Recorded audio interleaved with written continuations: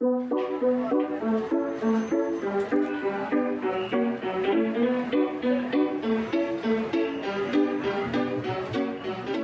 tout le monde, ici Marjorie Théodore au micro. Alors aujourd'hui, je reçois Tania Valiquette, connue sous le nom de la maudite nutritutrice. Tania combat l'ennemi de bien des femmes, la culture des diètes. Sur ses réseaux sociaux, souvent de façon humoristique, elle rend accessible les concepts de l'alimentation intuitive. Elle veut surtout déconstruire le mythe que le bonheur passe par l'aiguille du pèse-personne qui oscille, bien sûr, vers le bas.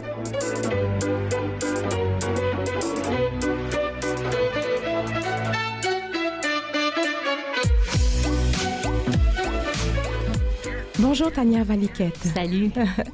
Alors, bienvenue à Vivement les femmes. Merci de l'invitation. Mais oui, bien sûr, parce qu'en plus, c'est un sujet qui est toujours d'actualité, ces histoires de diète, oui, de privation, de poids, etc. Donc, j'ai bien hâte de t'entendre apporter un souffle nouveau dans le dialogue là, par rapport à ça.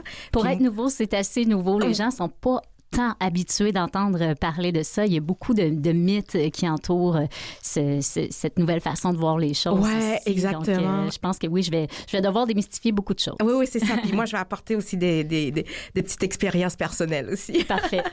Alors, Tania, qu'est-ce qui t'a amené à des études en nutrition?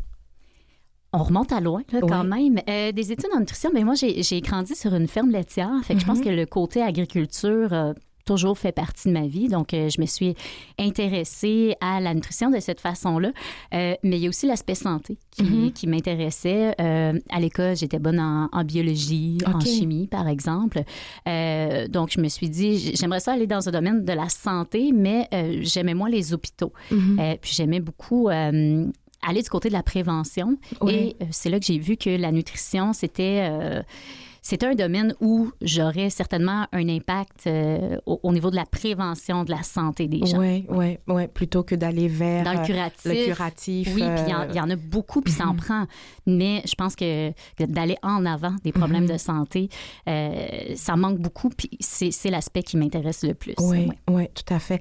Puis j'ai lu quand même pas mal le livre, mais je vais quand même poser la question, est-ce que tes parents avaient une sensibilité par rapport à la nutrition? Comment que ça se passait lorsqu'il fallait manger chez toi, lorsque tu étais petite? Bien, je dirais que c'était hyper simple. Ma mère avait un jardin, donc j'ai toujours participé à faire pousser les légumes, à entretenir le jardin, à aller les cueillir aussi. J'étais en contact assez étroit avec la nourriture. Tu sais, pour moi, ça venait pas nécessairement de l'épicerie. Comme je l'ai dit, on avait une ferme laitière aussi, donc le lait, ça vient pas de l'épicerie, ça vient des vaches. Je voyais tout le travail qu'il y avait derrière. Puis chez nous, il n'y a jamais eu d'interdit. Par exemple, des croustilles, des chips, on a toujours eu le droit d'en manger, mais c'était pas non plus accessible tous les jours. C'était pas présenté sur la table comme ça. Mes parents faisaient des repas équilibrés, mais à travers tout ça, ça n'a jamais été un combat de manger des croustilles, du chocolat.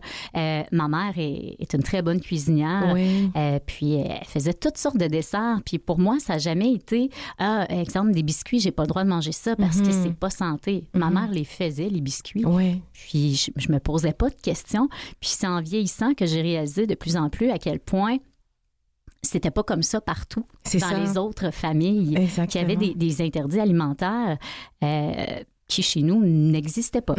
J'ai même vu que même la boisson gazeuse, il y en avait quelquefois. Oui, c'est ça. C'était pas interdit. Encore là, c'était pas sur la table tous les jours non plus. Ça, c'était pas systématique. Mais quand on avait envie d'en consommer, on avait le droit, mais ça faisait en sorte aussi qu'il n'y avait pas d'abus à ce moment-là. Oui. Puis ce que j'ai vu aussi dans le livre, c'est que tu disais que comme il n'y avait pas de privation, ça veut dire que toi, tu le mangeais, mais sans non plus en faire une obsession. Est-ce que j'avais bien compris? C'était pas un aliment extraordinaire. Oui. J'en avais des amis, des fois, qui venaient à la maison, puis là, c'était la fête. Donc, justement, ben, tu sais, là, il y avait des gâteaux, il y avait de la boisson gazeuse, il y avait des croustilles. Et pour eux, c'était exceptionnel. Donc, ils en consommaient jusqu'à en avoir mal au cœur. Mais moi, j'avais pas besoin de me rendre jusque-là parce que pour moi, c'était ordinaire, si on veut. Oui, j'aimais ça comme les autres enfants, mais j'étais capable de me limiter puis d'écouter mon appétit aussi. Oui, c'est ça exactement. Oui.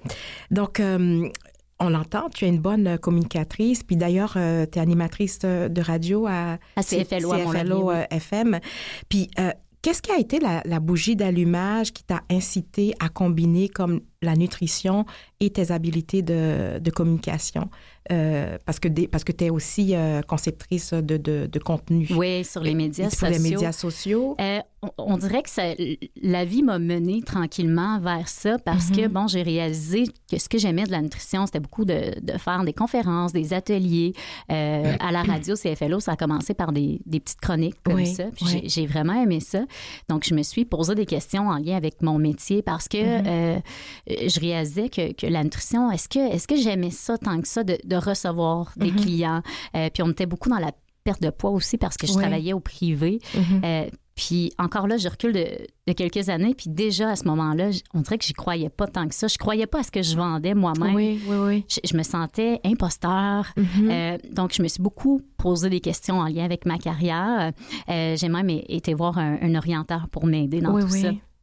Puis en faisant des tests, lui aussi m'a présenté tout ça en disant, mais Tania, t'adores les communications, t'as un côté artistique qui est très développé aussi, il faut que t'ailles chercher ça. Et c'est là que j'ai choisi de m'inscrire à l'école ProMédia, ici à Montréal. Ensuite, j'ai fait de la radio à CFLO à Mont-Laurier. Puis, je voyais de plus en plus les réseaux sociaux qui se développaient. Puis, je voyais à peu près n'importe quoi en lien avec l'alimentation, avec le poids. Puis, je me disais, c'est pas vrai que monsieur, madame, n'importe qui va prendre toute la place sur les réseaux sociaux pour désinformer les gens. Je me suis dit, il faut qu'on prenne notre place, nous aussi. Et c'est là que j'ai eu l'idée de, pourquoi pas moi? J'aime les communications, j'aime les réseaux sociaux, donc pourquoi pas me lancer là-dedans et aider les gens? Oui, tout à fait. Tania, je te regarde, t'es magnifique et t'es mince. Oui. Est-ce que, j'ose poser la question, est-ce que tu as toujours été mince? Est-ce que pour toi, de parler de diète, c'est facile? J'aimerais ça t'entendre là-dessus.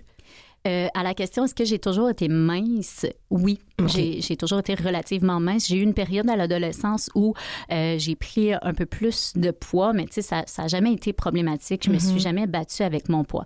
Donc, c'est sûr que mon apparence physique fait en sorte que oui, des fois, je me sens un peu mal de parler de tout ça quand ça a toujours été facile pour moi.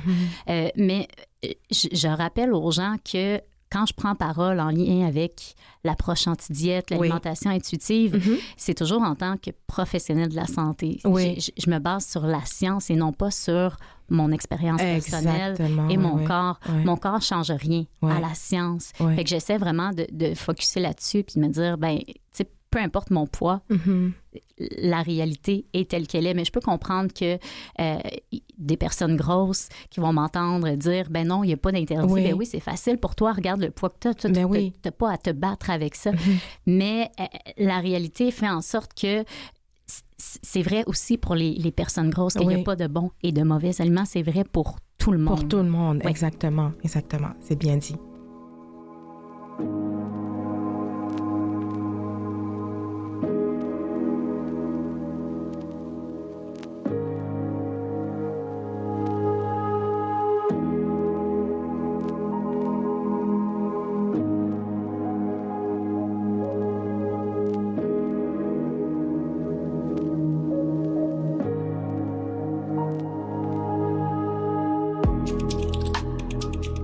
Donc, Tania, tu as fait le choix de te retirer de l'ordre des diététistes et nutritionnistes du Québec. Pourquoi?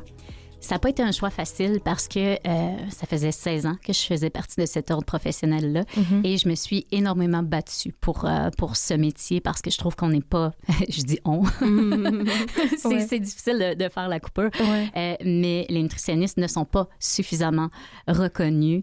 Les actes qui sont protégés par l'ordre sont très limités et majoritairement se font dans les hôpitaux. Et moi, j'ai pratiquement jamais travaillé dans les hôpitaux. Donc, je n'ai jamais eu besoin de faire partie de l'ordre professionnel pour exercer mon métier, mais je trouvais ça important d'en faire partie pour pour la reconnaissance des autres, mais en même temps, j'ai réalisé avec les années que on l'a pas tant que ça, malheureusement, alors que ça devrait être ça, mais les gens font pas la différence. T'sais. Ils vont aller voir un entraîneur au gym, puis étant donné qu'on le regarde physiquement, il est musclé ou elle est musclée, elle s'alimente bien, elle s'entraîne, ça doit être une personne qui connaît ça, mais c'est pas une personne qui est formée dans le domaine au niveau scientifique. Sauf que souvent, les gens ne font pas la différence, ne font pas la différence non plus avec un naturopathe, par exemple, ou l'encadrement de la profession est manquant. Je veux pas dire que tous les naturopathes ne sont pas compétents, c'est pas ça que je veux dire, mais c'est l'encadrement de la profession qui manque à ce niveau-là, mais les gens feront pas la différence entre un nutritionniste ou un naturopathe ou un coach, ou même des fois le voisin qui s'intéresse à l'alimentation. Tout le monde mange, donc tout le monde s'intéresse à la nutrition, puis tout le monde se permet de dire à peu près n'importe quoi. Puis là, en étant sur les réseaux sociaux, j'étais très exposée. J'étais exposée aux plaintes aussi. J'avais l'impression de vivre avec un peu une épée de Damoclès au-dessus de la tête. Je savais pas quand j'étais pour avoir une plainte qui était pour être celle qui était pour me coûter cher, finalement. Donc, c'est pour ça que j'ai pris la décision difficile de laisser tomber mon ordre professionnel, même si je continue à croire aux ordres, à leur importance. Je continue à croire à la profession de nutritionniste et je vais toujours la défendre toute ma vie parce que ça fait partie de moi. Mais pour la liberté un peu de mes réseaux sociaux, j'ai fait ce choix-là. C'est ça. Ça te donne beaucoup plus de latitude d'avancer vers des sujets que tu maîtrises, mais peut-être que si tu étais dans l'ordre, ça aurait été un peu plus... un peu plus délicat, mais des fois aussi, c'est la perception des gens, parce que j'étais rendue que je faisais des vidéos, puis j'analysais tout de A à Z. Je perdais de mon naturel parce que j'étais toujours en train de me demander si c'est quelqu'un d'autre, là, c'est pas moi, c'est pas la nutritionniste qui regarde ma vidéo. Qu'est-ce que la personne pourrait en penser? Exactement. Mais autant qu'il y a d'individus, autant qu'il y a d'interprétations possibles. Et c'est devenu très lourd dans ma vie. Puis j'ai eu des collègues aussi qui ont vécu des choses que j'ai trouvées difficiles. Puis je voulais pas que ça m'arrive à moi aussi. Puis je vais le dire aussi, il y a l'aspect monétaire. C'est que quand on fait des collaborations sur les réseaux sociaux, c'est plus ou moins accepté par notre ordre professionnel. Mais j'investis tellement de temps pour éduquer les gens que je me dis qu'à un moment donné, c'est normal qu'il y ait un revenu. Au bout de la ligne, j'aimerais ça pouvoir gagner ma vie via mes réseaux sociaux. Et avec mon ordre professionnel, c'est plus difficile. Je le comprends. Il faut que ça soit encadré, c'est sûr. Je comprends. Mais reste que, tu sais, des fois, la ligne est mince. Puis encore là, il y a beaucoup de place à interprétation. C'est là que j'ai eu beaucoup de craintes. Mais non, c'est compréhensible. Donc, Tania Valiquette, tu as écrit le livre « Maudite diète » paru aux éditions Malin en 2023. Tu fais ressortir que les as du marketing qui travaillent dans l'industrie de l'amaigrissement. Alors, donne-nous des exemples. Parce qu'on parle de médias sociaux, là, comment ne pas se laisser atteindre par toutes les campagnes d'amaigrissement qui se font, puis par tout ce qui sort, passant par le jeûne intermittent, les diètes, les trucs, comment qu'on peut se retrouver, puis comment aussi que... comme personne, puis je parle comme femme, je suis une femme, mais je veux dire beaucoup plus sensible à ça. Comment on arrive à se retrouver là-dedans? Je ne cacherai pas que c'est extrêmement difficile. Puis ça demande un travail, je dirais, sur des années parce que depuis qu'on est né, qu'on vit dans une culture des diètes, puis souvent, c'est qu'on le réalise même pas. Tu sais, on dirait que quand on parle de diète en tant que telle, là, on s'en rend un peu plus compte, mais il y a tellement de messages qui sont partagés dans la société où on ne se rend pas compte que ce sont des messages de la culture des diètes. Donc, je dirais, premièrement, tout ce qui est en lien avec l'alimentation, prenez des conseils des nutritionnistes seulement. T'sais, déjà là, ça va beaucoup aider à la crédibilité du contenu parce que, on va parler par exemple des influenceurs. C'est des personnes qu'on aime. On se reconnaît dans ces personnes-là. Ce sont des belles personnes. Souvent, on veut leur ressembler. Donc, eux, les messages qu'ils vont partager, souvent, sans même en être conscient, on va les croire sur toute la ligne. Et c'est là que ça devient dangereux parce que c'est pas des personnes qui sont formées Oui. dans le domaine. Donc, d'être capable de faire la différence entre quelqu'un qu'on aime, qu'on idolâtre même, versus un professionnel de la santé, versus quelqu'un qui s'y connaît dans le domaine. Puis c'est vrai en nutrition, mais c'est vrai en psychologie, par exemple, aussi. Tu sais, j'en ai des amis psychologues qui ont de la difficulté aussi avec les réseaux sociaux parce qu'il y a tellement de choses qui sont dites puis qui sont nuisibles pour les personnes par la suite. Puis eux essaient de ramasser les pots cassés.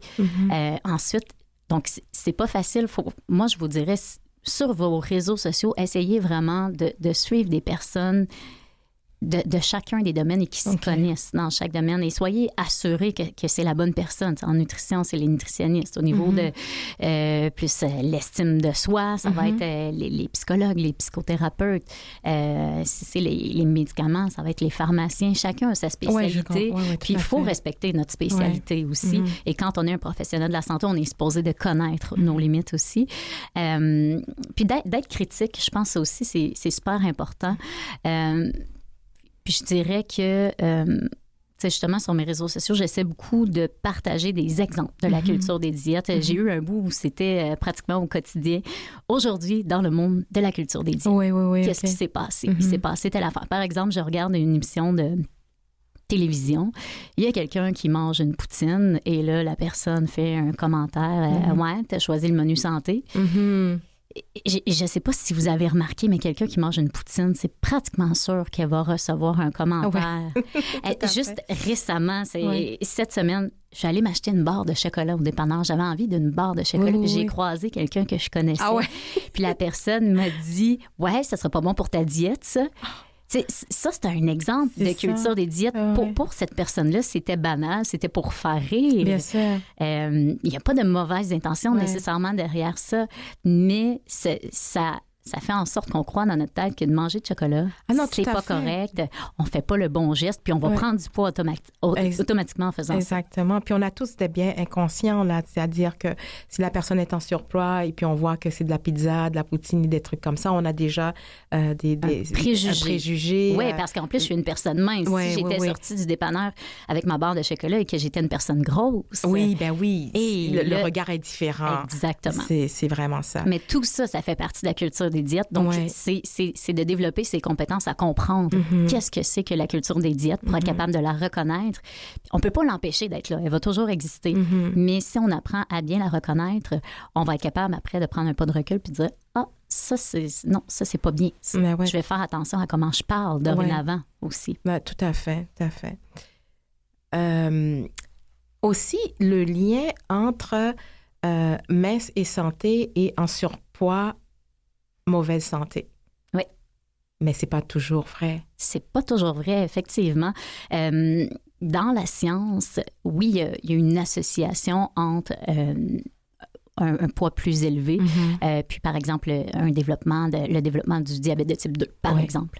Mais un lien d'association n'est pas un lien de causalité. Il faut faire la nuance entre les deux. Donc, c'est pas parce que deux choses vont dans le même sens que l'une est la conséquence de l'autre. Dans mon livre, je donne un exemple bien banal qui est, supposons qu'on teste une population, qu'on pose des questions, puis dans la population, ça donne que la majorité des personnes qui écoutent Céline Dion vont développer un cancer. Est-ce que ça veut dire que d'écouter Céline Dion donne le cancer? Non, ça ne veut pas dire ça. C'est que là, ça donne que les deux s'en vont dans le même sens. Donc, au niveau du poids, c'est la même chose. On n'a jamais réussi à trouver un lien de causalité entre le poids et le développement de maladies, mais on dirait que les gens tiennent pour acquis que c'est ça, alors que c'est pas ça du tout. Oh, ouais, c'est ça. Ouais, je comprends.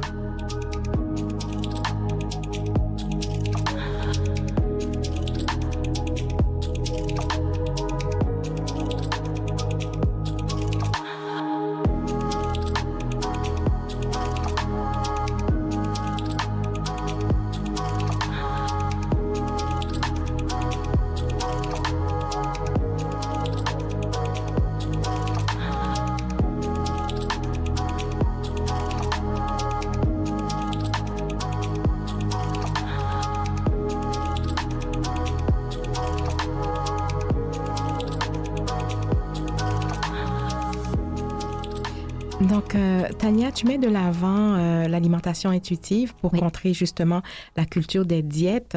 Donc, explique-nous vraiment, c'est quoi ça, l'alimentation intuitive? C'est difficile à expliquer parce que les gens s'imaginent que c'est une nouvelle diète, alors que c'est une philosophie et une philosophie qui est beaucoup dans la zone grise, alors qu'on est habitué justement avec la mentalité de culture des diètes, soit qu'on est dans le blanc ou dans le noir. On est tout un ou on est tout l'autre. Et c'est pour ça aussi que quand on parle d'alimentation intuitive, il y en a beaucoup qui virent ça au ridicule en prétendant que ça veut dire qu'on fait la promotion de l'obésité et qu'on voudrait que tout le monde devienne obèse. Puis aussi, ils prétendent que ce qu'on dit, c'est que on peut manger tout ce qu'on veut, quand on veut, comme on veut, un peu n'importe comment. Que c'est un peu le chaos alimentaire. Mais c'est pas ça du tout. Il y a beaucoup de nuances à faire.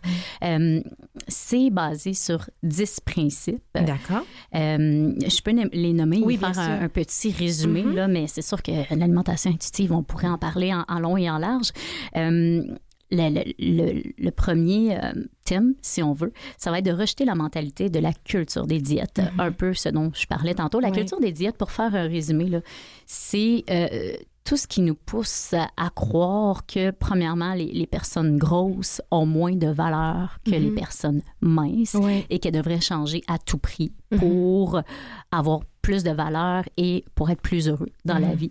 Tout ce qui nous pousse à croire aussi qu'il existe des bons et de mauvais aliments. Et quand on choisit les bons aliments, on est des bonnes personnes. Quand on choisit les mauvais aliments, on est des mauvaises personnes. On agit mal. Somme toute, la culture des diètes, c'est un peu ça. Donc, de rejeter cette mentalité-là, d'arrêter d'être contrôlé par des signaux extérieurs, par exemple. On est au restaurant, on aurait vraiment envie de manger des frites. Mais, ça serait plus santé, ça serait plus raisonnable de choisir la salade. Bien, ça, c'est notre mentalité de culture des diètes qui nous pousse vers ça. Donc, de rejeter cette mentalité-là, mais ça se fait, c'est un travail sur du très long terme. Puis, il y a aussi l'aspect de neutralité corporelle aussi qui est bien importante dans l'alimentation intuitive parce que les gens s'imaginent que c'est pour perdre du poids, alors que c'est souvent là que les gens décrochent. Ils aiment de se dire, OK, on va développer une meilleure relation avec soi-même, on va apprendre à développer de meilleures relations avec les aliments aussi, mais l'idée de la neutralité corporelle, ça intéresse un peu moins les gens. Ça veut dire qu'on retire le poids de la balance. C'est qu'on ne mise pas sur combien on va peser en bout de ligne. On mise sur le bien-être de la personne, qu'elle se sente mieux, puis qu'elle ne soit pas toujours obsédée par les aliments. Fait que ça, c'est super important de comprendre qu'on ne cherche pas à perdre du poids, on ne cherche pas à en faire prendre non plus. On fait juste éliminer l'idée de poids à travers tout ça. Et ça aussi, c'est difficile de s'enlever ça de la tête. Donc, c'est important d'être bienveillant envers soi puis de comprendre que quand on commence l'alimentation intuitive, c'est sûr qu'on va avoir encore en tête l'idée de perdre du poids. C'est normal. Ça va s'estomper tranquillement avec le temps. Le deuxième concept, c'est d'être capable d'honorer sa faim. Depuis des années, on nous fait croire que la faim, c'est un signal qui n'est pas correct, qu'on doit éviter à tout prix. C'est de là les coupes-faim, par exemple. Quelle collation on devrait prendre pour ne plus avoir faim? La faim, c'est normal. Moi, je compare souvent avec l'envie d'uriner. L'envie d'uriner, c'est naturel. On ne se retient pas pour aller aux toilettes. On n'est pas mauvais parce qu'on a envie. Pourquoi est-ce qu'on est mauvais quand on a faim? Pourquoi qu'on devrait se retenir d'avoir faim, qu'on devrait éviter cette sensation-là à tout prix, alors qu'il n'y a rien de plus naturel que ça? Puis la meilleure façon de pouvoir passer à autre chose, bien finalement, c'est de l'écouter, cette faim-là. Et plus qu'on va être en contact avec son corps, plus qu'on va l'écouter, mieux que ça va être aussi. Le troisième concept, c'est de faire la paix avec la nourriture, parce que c'est vrai qu'il n'en existe pas de bons et de mauvais aliments. Tout est une question d'équilibre en bout de ligne. J'ai un exemple dans mon livre où je démontre très clairement que la pizza peut être le choix santé dans certaines situations. Puis là, les gens vont me dire, ben voyons, ça se peut pas que la pizza, ce soit le choix santé. Ben oui, parce que si plus tard, on tombe dans un dérapage alimentaire parce qu'on s'est empêché de manger la pizza au moment où on la voulait, ben ça se peut que ce soit pire plus tard, à ce moment-là. Fait que non, il n'y a pas de bons et de mauvais aliments. Oui, c'est sûr qu'il y a des aliments qui sont plus équilibrés, plus nutritifs, qu'on doit consommer plus souvent. Mais plus qu'on va classifier les aliments, plus qu'il y en a qu'on va mettre sur un piédestal et qu'on va avoir envie de consommer plus souvent parce qu'ils sont interdits. Mm-hmm. Souvent aussi, les gens vont avoir peur de jamais s'arrêter. Ça, c'est la critique que j'ai beaucoup en lien avec l'alimentation intuitive. C'est de dire, moi, je peux pas rentrer ça, des biscuits à la maison parce que c'est sûr que je ne m'arrêterai jamais. Mm-hmm. Mais la raison pour laquelle on ne s'arrête pas, c'est justement parce qu'on a soit la restriction physique, c'est de se dire je n'ai pas le droit d'en manger, ou soit la restriction cognitive qui est là est plus difficile à comprendre pour bien des gens. Mais ça, c'est de s'empêcher psychologiquement d'en manger ou même d'en manger, mais de se dire dans sa tête je suis donc pas correct de faire ça, puis là, ça va être la dernière fois que je vais faire ça. Mais une fois qu'on s'est vraiment permis pour vrai de manger des biscuits, puis qu'on s'est pas mis de limite, puis ça peut prendre un certain temps, puis ça se peut qu'il y ait beaucoup d'abus de biscuits avant d'y arriver, mais comme à peu près n'importe quoi, oui, on finit par la trouver, la limite, mais ça, c'est beaucoup de travail. Puis je vous suggère de faire ça accompagné, idéalement, bien sûr. Mais oui, on est capable de trouver la limite. Et c'est la culture des diètes qui nous a inculqué le fait que sans restriction alimentaire, sans limite, ce serait le chaos. C'est complètement faux. C'est que depuis trop d'années, on ne s'écoute pas. On écoute des règles extérieures et c'est là que ça devient problématique. Ensuite, l'autre concept, c'est de défier la police des aliments. Justement, la culture des diètes qui dit qu'il y a des mauvais aliments, qui dit qu'il y a des bons aliments, qu'on est des bonnes personnes si on mange des bons aliments et des mauvais si on consomme des mauvais aliments. On laisse de côté cette idée-là. Découvrir la satisfaction, super important aussi. Ça aussi, on dirait que quand on aime ce qu'on mange, quand on ressent du plaisir, on est gourmand, on est mauvais, alors que ressentir de la satisfaction, c'est important pour pouvoir passer à autre chose. La meilleure façon d'arrêter de manger, c'est d'être satisfait. Se sentir satisfait au niveau de l'estomac rempli, mais que nos sens soient satisfaits aussi, que nos yeux aient trouvé ça beau, que notre corps ait trouvé ça bon aussi. Sinon, ressentir la satiété, ça aussi, c'est important.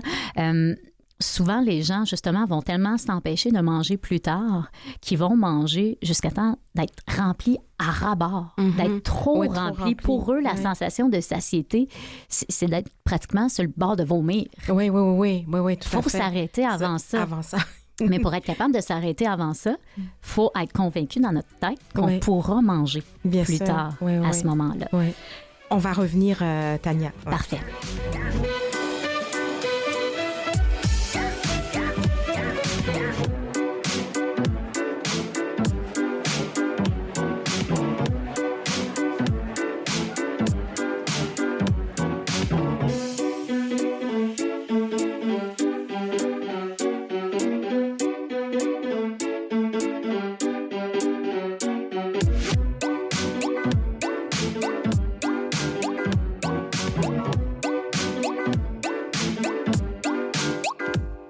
Vous écoutez Vivement les femmes avec Marjorie Théodore. Alors, toujours avec moi, Tania Valiquette, bachelière en nutrition et créatrice de contenu. Donc, Tania, tu étais en train d'énumérer justement les principes de l'alimentation intuitive. Alors, on t'écoute. J'étais rendue au 7e principe qui est vivre ses émotions avec bienveillance parce qu'on s'entend que l'alimentation puis les émotions, c'est intimement lié. Puis souvent, les gens pensent que de manger ses émotions, c'est automatiquement négatif. C'est pas nécessairement négatif. Ça peut être utile des fois de manger pour combler une certaine émotion, mais il faut juste pas que ça devienne le premier réflexe et le seul réflexe.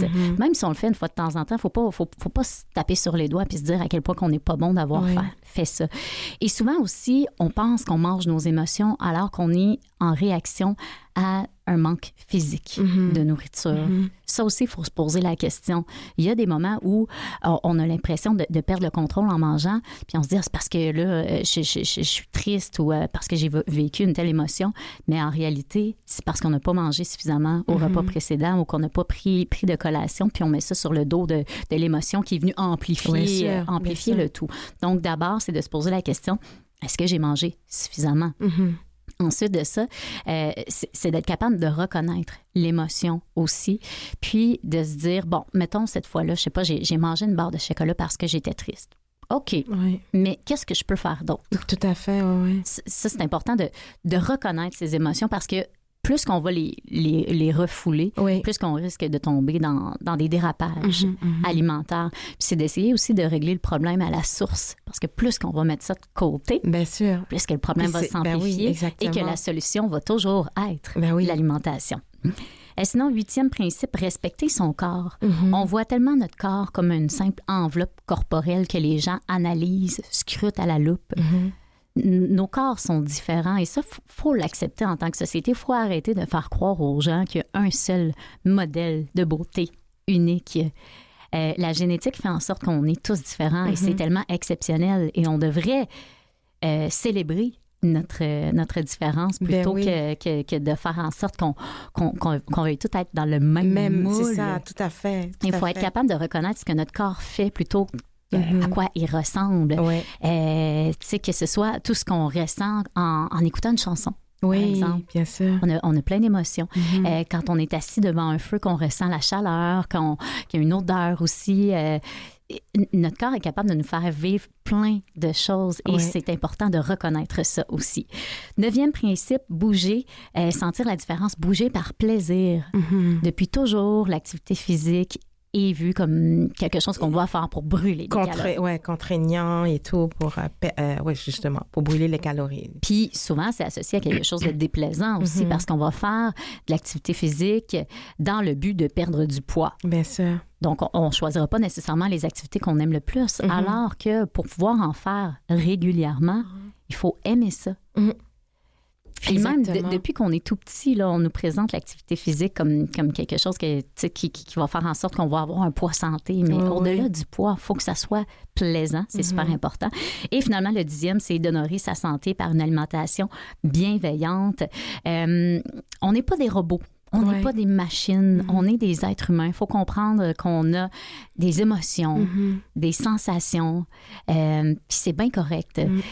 Faut arrêter de penser, j'entendais quelqu'un l'autre fois sur les réseaux sociaux dire on peut pas avoir une relation avec les aliments parce que les aliments, c'est pas vivant. On a une relation avec des êtres humains, on a une relation avec nos animaux, mais on peut pas avoir une relation avec les aliments. Mais c'est faux parce que l'alimentation, c'est très social aussi. Souvent, on va manger en famille, entre amis. Nos grands-parents, par exemple, on va avoir des souvenirs plus tard dans nos vies quand on fait juste sentir l'odeur d'une tarte aux pommes. Puis, ça me rappelle la tarte de ma grand-mère. Puis on se retrouve à 5 ans à nouveau. Puis des fois, on en est conscient, mais des fois, on n'en est pas conscient aussi.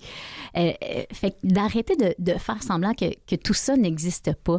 Que, tu sais, mettons, de faire croire aux gens que du chocolat, c'est pas si bon que ça. Mais du chocolat, c'est bon. Puis c'est normal d'aimer ça. Puis c'est normal aussi que du brocoli, c'est moins bon que du chocolat parce que c'est ce que notre corps nous envoie comme signal. Fait que de comprendre tout ça, puis de l'accepter. Mais au-delà de ça aussi, c'est de se dire... Oui, c'est bien d'écouter ses préférences, d'écouter ses envies, mais aussi de respecter son corps pour dire en bout de ligne, il faut quand même que je passe à travers ma journée puis d'avoir de l'énergie.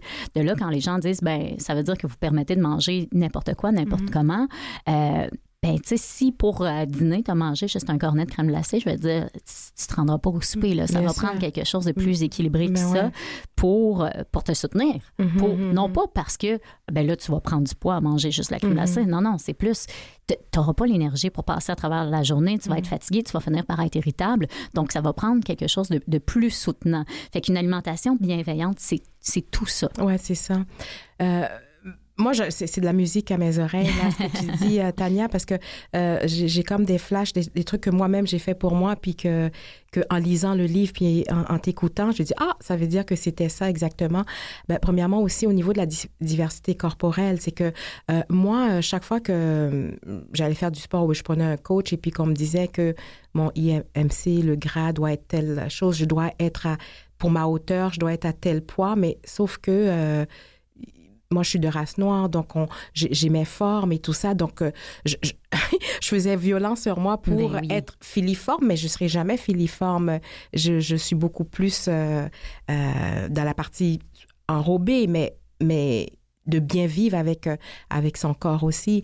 Et ce que j'ai aimé aussi dans ça, c'est le fait de se permettre aussi de manger des aliments.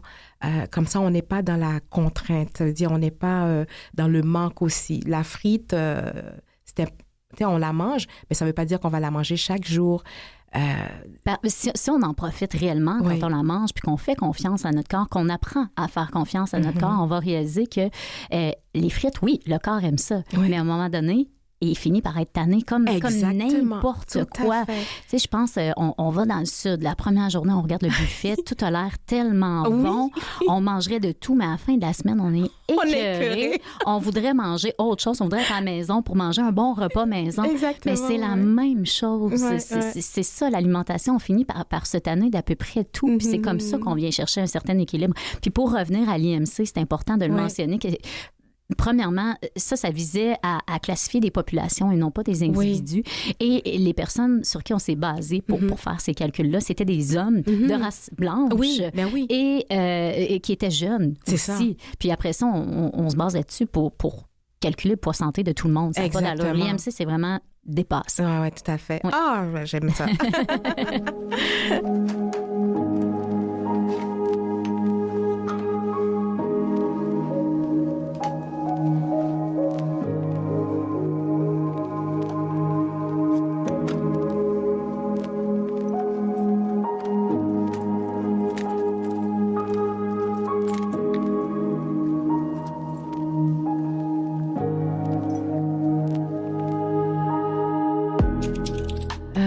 On parlait de diversité corporelle, mais Tania, comment tu expliques que l'estime de soi soit si étroitement liée au poids? Puis comment on peut déconstruire ça?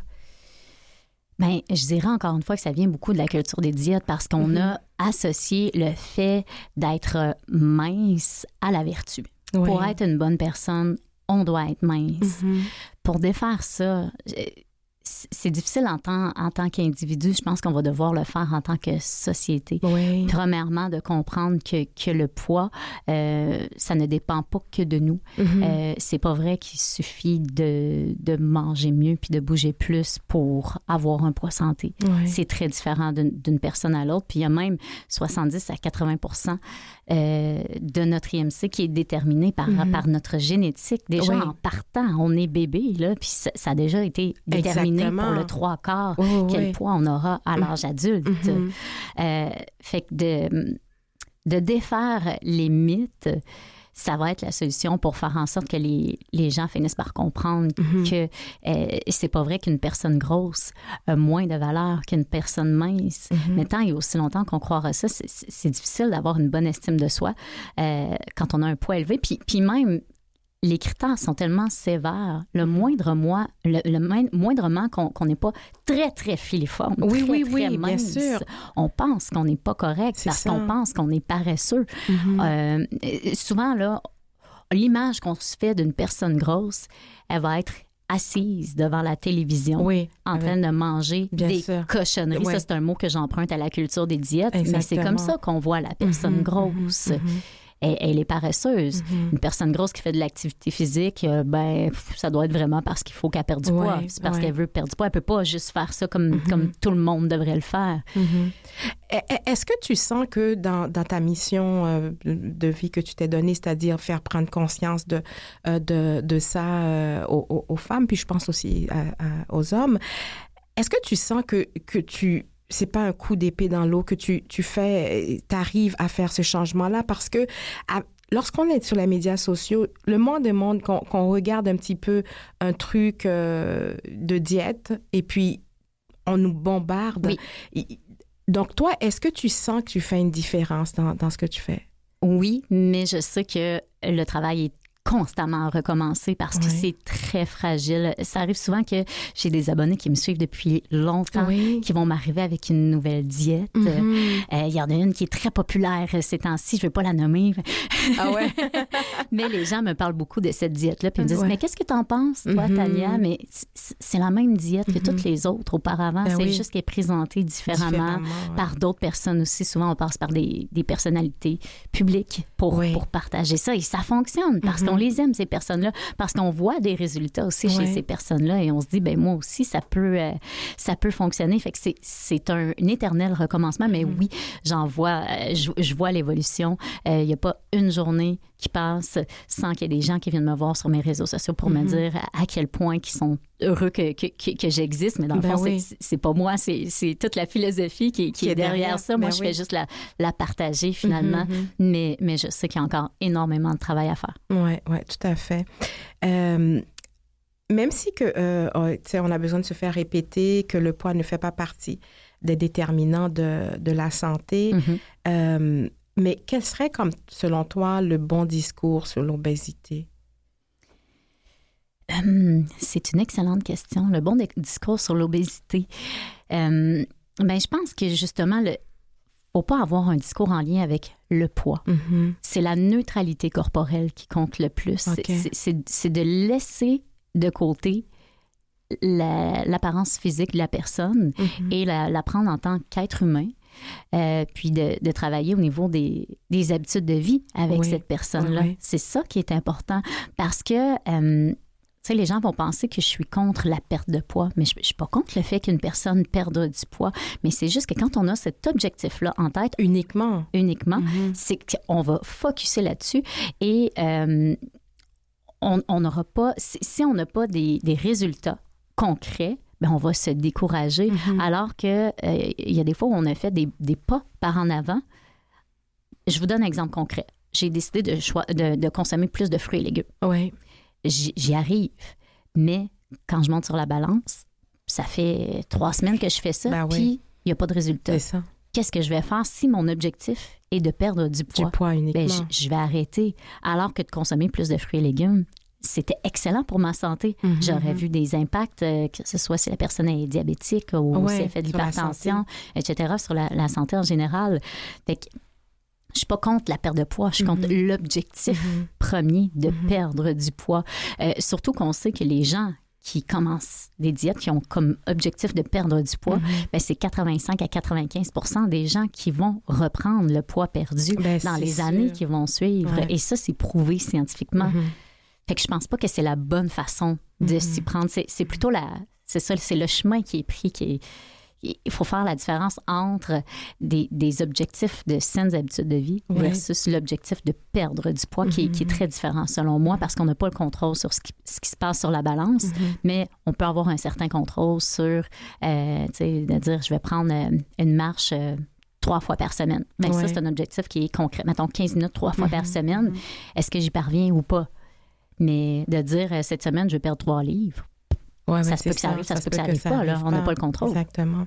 Mais il y a quelque chose que moi-même, j'ai expérimenté, c'est justement ce que tu dis, c'est-à-dire, dès qu'on arrête de penser aux diètes, moi, je suis une personne, je pense que je les ai toutes faites, là.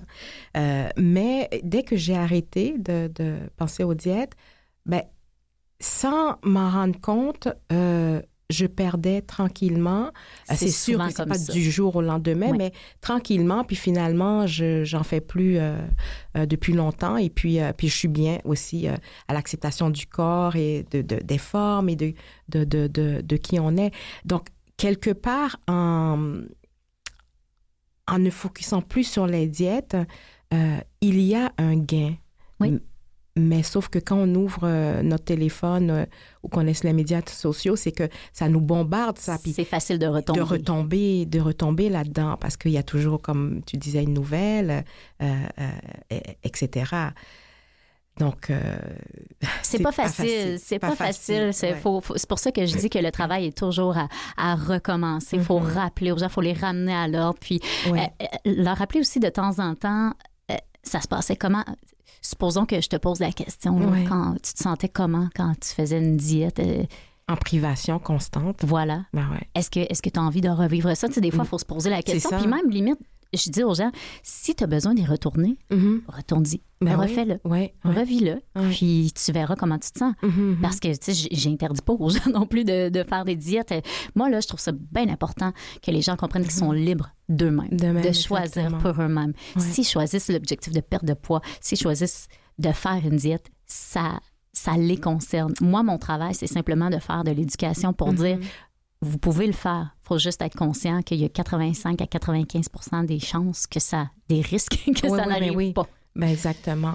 Pas à long terme, en tout cas. Donc, l'alimentation intuitive devrait... c'est une approche anti-diète. Oui. C'est ça. Donc, c'est-à-dire, en le faisant, on est anti-diète, mais on prend quand même conscience de... Oui, l'alimentation pleine conscience, Ouais. c'est relié à l'alimentation intuitive aussi, c'est d'être plus conscient de ce qui se passe à l'intérieur de notre corps. Il y a des gens qui n'aiment pas le terme anti-diète parce que ça fait d'être un peu contre tout le monde. Quelque chose, moi, ça ne me dérange pas d'utiliser ce terme-là parce que je trouve que la culture des diètes est tellement forte que ça prend quelque chose de solide pour aller contre ça. Fait que moi, le terme anti-diète ne me fait pas peur, mais je peux comprendre qu'il y a certaines personnes qui vont être plus tempérées dans leurs propos puis qui vont dire, ben c'est ça, moi, je vais plus dans l'alimentation pleine conscience, d'être plus centré sur soi-même, sur ses émotions, ses sensations, etc.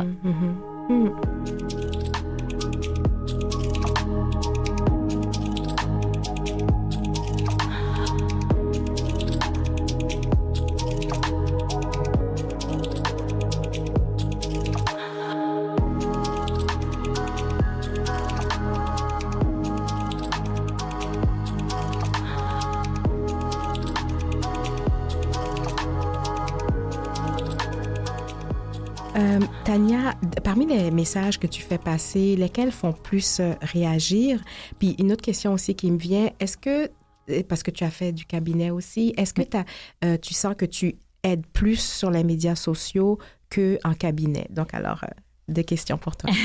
Bien, la deuxième, je peux déjà répondre. Oui, définitivement. Okay. Je me sens déjà plus à ma place. Je crois en ce que je dis aussi. Quand l'approche anti-diète est arrivée dans ma vie, en fait, ça a changé ma carrière du tout. C'est sûr qu'au départ, je me demandais comment j'allais pouvoir continuer à travailler en nutrition, étant donné que en cabinet privé, les gens venaient me voir pour perdre du poids. Là, je voulais plus vendre l'idée de perdre du poids. Je me disais, comment est-ce que je vais pouvoir continuer de travailler? Finalement, j'ai compris que ça passait par l'alimentation intuitive, ça passait par l'éducation. Puis, je touche beaucoup plus de gens via mes réseaux sociaux aussi, avec le nombre d'abonnés que j'ai.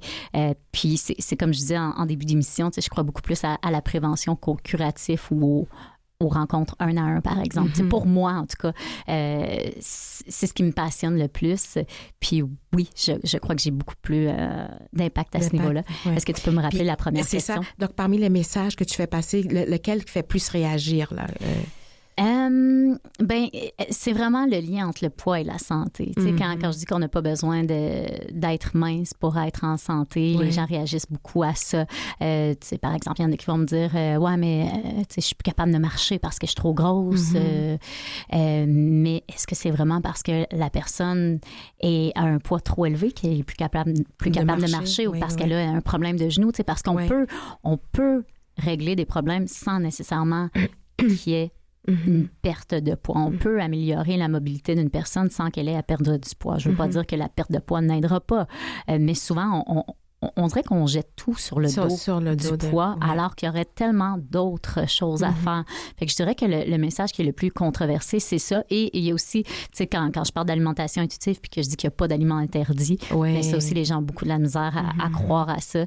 Parce que ce que j'entends le plus souvent, c'est ben moi, en tout cas, des biscuits ou des chips, je peux pas en manger chez nous parce que c'est sûr que je vais perdre le contrôle. Mais quand j'essaie de dire, ben non, si vraiment tu te permettais d'en consommer, puis qu'il n'y avait pas de restrictions cognitives aussi, à long terme, tu verrais qu'il y en aurait une fin. Mais ça, les gens ont de la difficulté à croire à ça parce que c'est pas comme ça qu'ils l'ont vécu. Puis aussi, au niveau de l'éducation, comme des parents envers les enfants aussi, parce que déjà, si le parent a ce discours-là, ben, il le transfère à l'enfant qui devient adulte avec les restrictions de ce qui se boit, de ce qui se boit pas, etc. Puis souvent, il y a une espèce de contradiction parce qu'il y a des parents qui vont dire, par exemple, mange pas des chips, ça va te faire engraisser, mais il y en a souvent à la maison, il y en a beaucoup, puis eux-mêmes en consomment beaucoup. Ou, tu sais, exemple, le McDonald's, c'est pas bon pour la santé, mais qui amènent régulièrement leurs enfants là. Fait que là, les enfants ont comme un double discours. Oui, c'est ça. Puis, tu sais, ils aiment ça, mais ils se sentent pas corrects d'aimer ça. Puis là, je vais devenir gros. Fait que ça peut faire développer des problèmes assez importants en grandissant. Ouais. À la page 241 de ton livre, on dit on détient du pouvoir sur nos propres discours et comportements, mais bien peu sur ceux des autres. Il est possible que vous ayez envie d'influencer votre entourage à modifier sa façon de voir le poids et l'alimentation. Puis, est-ce que tu as des phrases types à nous suggérer pour détourner les discours justement toxiques des gens qui veulent nous faire prendre conscience de quelque chose, mais de la façon plus destructive, si je peux dire ça ainsi? Oui. Non, j'ai pas de phrase toute faite, mais je pense que c'est important de mettre ses limites. Par contre, d'être capable de dire, tu sais, sans être obligé d'essayer de tout expliquer aux personnes, parce que moi-même, des fois, certaines personnes qui sont très ancrées dans la culture des diètes, j'ai de la difficulté à trouver les mots puis à bien expliquer les choses, même si c'est mon domaine. Donc, pour quelqu'un qui n'est pas formé dans le domaine, ça peut devenir très, très difficile, mais vous n'avez pas besoin de tomber dans ce combat-là, mais juste mettre vos limites puis dire ça, c'est quelque chose, c'est un sujet que je préfère ne pas aborder avec toi. Ou, tu sais, si une personne passe un commentaire par rapport à ce qu'on mange, j'apprécierais ce que je mange, j'apprécierais qu'il n'y ait pas de commentaire là-dessus. Pour moi, c'est fragile. J'aimerais ça qu'on se mêle de chacune de nos choses à ce sujet-là. Mais, tu sais, c'est que ça dépend de chaque situation puis ça dépend des limites de chacune des personnes aussi. Mais n'hésitez pas, on pense que les gens vont réagir fortement, mais on peut être surpris de voir que finalement, quand on est respectueux envers l'autre personne, puis qu'on fait juste dire, écoute, ça me concerne juste moi, j'aimerais ça qu'on n'aille pas là. C'est fini. C'est pas plus compliqué que ça. Exactement. Je t'écoute, puis je me dis, OK, si tu as une boîte à outils que tu veux remettre à une femme pour qui voudrait prendre soin d'elle ou aller vers l'alimentation intuitive, etc., qu'est-ce qu'elle retrouverait dans cette boîte à outils-là? Ça peut être des pensées, ça peut être un outil. Ce serait quoi tu mettrais? D'abord, il y a le groupe Équilibre que j'aime beaucoup, qui est très présent sur les réseaux sociaux, qui a plein de vidéos, d'émissions aussi à partager aux gens. C'est gratuit. Puis, il y a des nutritionnistes et des psychologues. Il y a toutes sortes de professionnels de la santé qui partagent des trucs vraiment pour aider les gens à se sentir mieux dans leur peau, puis à être bien informés en lien avec l'alimentation, avec l'activité physique aussi, avec l'estime de soi. Fait que ça, c'est un genre de réseaux sociaux que je dirais, on suit ça, c'est très bien. Sinon, je vous dirais de... Ton livre? Oui, mon livre, Mon Diète. C'est sûr que c'est drôle parce que cette semaine, je l'ai relu au complet parce que ça fait quand même 1 an qui est sorti. Puis en le lisant, j'étais un peu émotive. Puis je me suis dit, pour vrai, c'est rare que je suis fière de moi dans la vie parce que on dirait que je suis quand même assez perfectionniste. Il y a toujours quelque chose qui me dérange. Mais en relisant mon livre, je me disais, si j'étais pas nutritionniste, puis que j'avais pas ces connaissances-là, puis que je lisais ça, il me semble que ça me ferait du bien. Fait que je m'auto-lançais des fleurs. C'est rare que ça arrive, mais c'est vrai qu'il est assez complet pour quelqu'un qui commence là-dedans, qui a besoin d'être en ligne. C'est un peu mystérieux, l'alimentation intuitive, l'approche anti-diète. Je pense que c'est vraiment un bon début pour se mettre dans le bain de tout ça. Puis sinon, c'est sûr, des fois, c'est juste de réfléchir par rapport à soi-même, à comment on se sent, de ne pas hésiter à prendre des notes des fois. Par rapport à notre alimentation, comment je me suis sentie en mangeant ça? Qu'est-ce qui a fait que j'ai mangé ça? Parce qu'on s'est beaucoup déconnecté de soi-même avec la société dans laquelle on vit. C'est bon de se reconnecter avec soi. Puis c'est sûr qu'au début, c'est pas très naturel, on s'entend. Oui, bien sûr. On est plus habitué de calculer les calories que de réfléchir à comment je me suis sentie à notre niveau de satiété aussi. Est-ce que j'étais trop pleine? Est-ce que j'ai mangé jusqu'à en avoir envie de vomir? Comment je me suis sentie par la suite? Des fois, d'être capable de juste de se prendre des petites notes comme ça, de comment je me sens. Y avait-il une émotion qui était reliée à ça aussi? Pour voir une espèce de pattern. Je pense que ça peut être bon aussi de de se questionner sur soi-même en prenant des notes. Ben oui, tout à fait. Ça pourrait être un bon outil. Oui, mais moi, je l'ai lu, Maudite diète, et puis je le recommande parce que, premièrement, ça m'a aussi conforté à certaines décisions que j'avais prises depuis 2 ans, et aussi, ça donne d'autres pistes de réflexion aussi. Donc, Tania, on arrive à la fin vraiment de l'émission. Merci beaucoup. Donc, je redis le titre du livre, donc Maudite diète, paru aux éditions Les Malins en 2023, donc par Tania Valiquette. Ça a été un pur délice, on peut dire ça comme ça. Merci. Cette émission-là. Et puis, je te souhaite une belle continuation dans cette mission de faire prendre conscience là, de l'aspect néfaste des diètes. Puis, je pense que l'émission était faite pour ça aussi. Oui. C'est une mission Vivement les femmes. Mais je te souhaite une très belle continuation là-dedans. Merci, c'est gentil. Alors, je rappelle que mon invitée est Tania Valiquette, bachelière en nutrition et créatrice de contenu. Alors, ceci met fin à notre émission. Merci à toute l'équipe. Mathieu Tessier à la mise en onde, Lynn Roy à la recherche, Jean-Sébastien Laliberté, chef diffusion technique, et ici Marjorie Théodore qui vous donne un autre beau rendez-vous la semaine prochaine.